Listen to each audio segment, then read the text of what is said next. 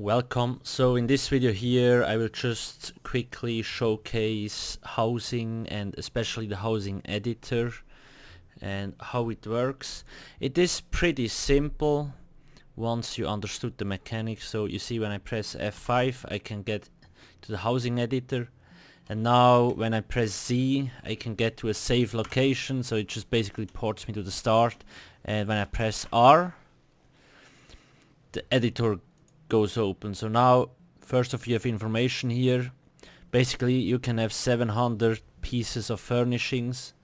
Then you see the trophies that you could put here. I am on a template account, so I literally have nothing. And you of course also can see if this is your primary residence or not. Now there is few different things like place.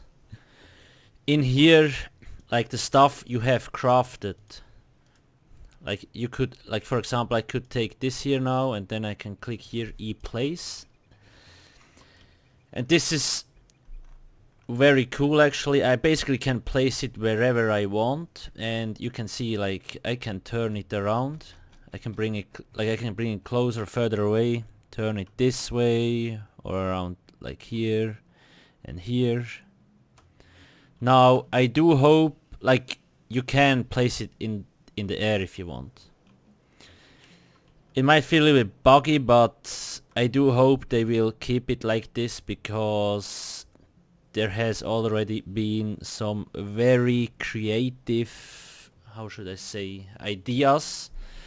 Like people started creating their own dwelling areas in the air and kind of that stuff, so that's really cool.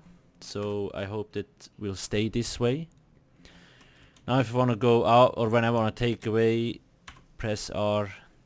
And you see here's a carpet and it gets kind of the light glowish. I just click on it, and then I can take it away if I want to. Now I can click R again to browse. So you see there's basically everything in here. Now purchase. You can buy a lot of the stuff with crowns. You see like some are like 10 crowns and some cost 150. There's probably even more expensive ones, 400, and all the kind of things. Now, scusa. It's basically it here, and then retrieve. So you can either take it back manually, or you also can see like here, it's like 35 meters away. Click on it and put it away. Now it's back in my inventory. Then we have settings. So here you can basically set your stuff general, like this is my primary residence, then default visitor access, no access, visitor or decorator.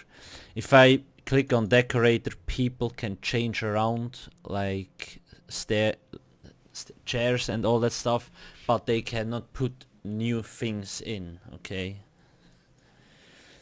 Then you actually can see who has permission. I can add a player here, whatever, and then confirm. And we actually, then there's also a ban list, guild visitors and guild ban list. So to use the editor, it's actually pretty simple. More interesting is probably how you can craft things.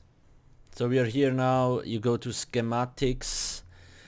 It basically shows you what stuff you can craft, like if you have skills or not, if the ingredients. So basically I only have ingredients for Argonian Ramekin or this, and it's really simple, just like click on it and craft, voila. Now there's a lot of stuff, remember, like target skeletons. It will, like I have made a separate guide, I will put the link in the description on how to craft this. It takes quite a while, especially to get the master writ, which is not that easy. But yeah, the crafting is pretty simple. Get the materials and you're done. Like a mundane rune or like Harfoot, it also drops on nodes. The drop rate is pretty low though, sadly, but whatever. Then this person here will only show up once you have finished a master writ. So like I can take the contract here and then I would have to get something like this. legendary quality, so you need Goldmods, well fitted, Morkeldin, Rubido, leather arm corp. So once you have done one of those, this dude will show up. And here you also can buy quite a few things. I'm not sure like if they just simplified the purchase thing is here. I think on live servers some might cost more and some less, because otherwise this doesn't make sense. Like each ebony chapter costs 1 Rit Rusher and the full one costs also 1. I think those are just here to simplify them, and on live server they will cost more regarding how much. So maybe the Praxis skeleton could cost more than it's right now here. We don't know that.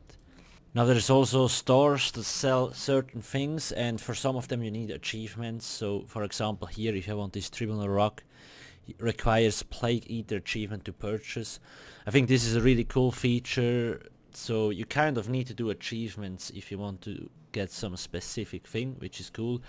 And those are like splattered all over the map. Like in Cyrodiil there is one that sells stuff and you need to have certain achievements, like for the Ruby Throne or like for the Elder Scroll and all that kind of things. So there is a lot to actually get and buy. There's so much stuff, which is really cool. Now that's it for now. Thanks for watching and have a nice day. Cheers.